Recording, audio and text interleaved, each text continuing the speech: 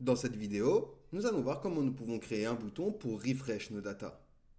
Donc ce qu'on va faire ici, c'est qu'on va rattraper notre const fetch post. Hop.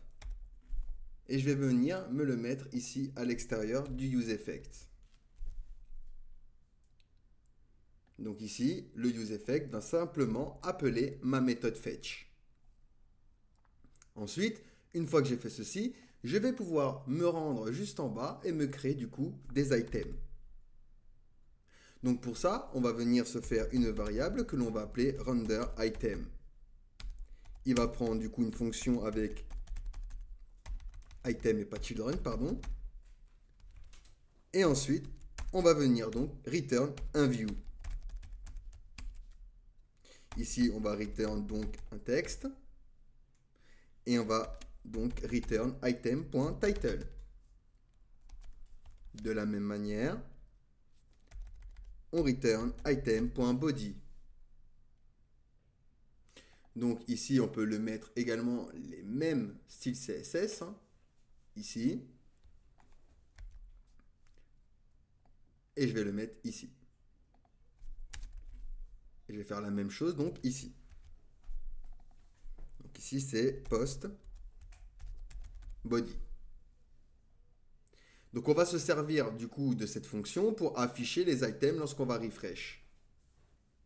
Et on va se créer donc une fonction handleRefresh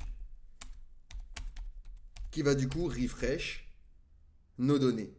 Donc cette fois-ci, on va passer à setLoading et on va le placer à true. Et je vais également exécuter ma méthode fetchPost. Ensuite, on va venir en haut récupérer flat list pour se créer du coup une liste. On descend et on va aller au niveau de notre return. Donc ici, au niveau de notre return, ce qu'on va faire, c'est qu'on va enlever tout ça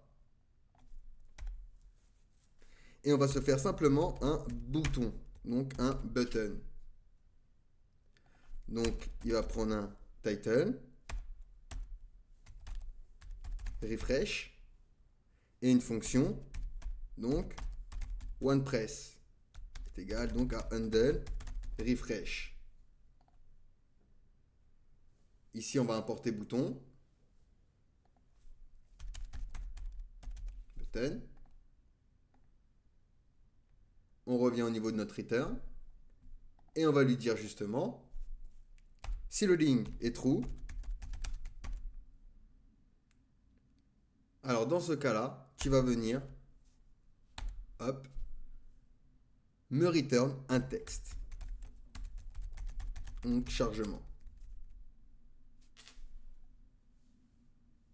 Par contre, s'il n'est pas true, alors dans ce cas-là, tu vas retourner une flat list avec mes éléments. Ici, on va lui placer du coup un data, post, et on va lui placer donc un render item. Et donc, c'est notre variable render item. Puis on n'oublie pas l'id. Donc on utilise key extractor et on vient récupérer item, item.id et on le transforme en chaîne de caractères avec la méthode string. Du coup ici j'ai bien mes données et si je refresh, je vais bien avoir un refresh de mes données avec écrit chargement. C'est assez rapide mais hop, vous le voyez. Donc voilà comment on peut utiliser du coup une fonction qui fait appel à une API et l'utiliser à partir d'un événement de l'utilisateur. N'hésitez pas à me poser des questions si vous en avez, sinon on va pouvoir passer du coup à la suite.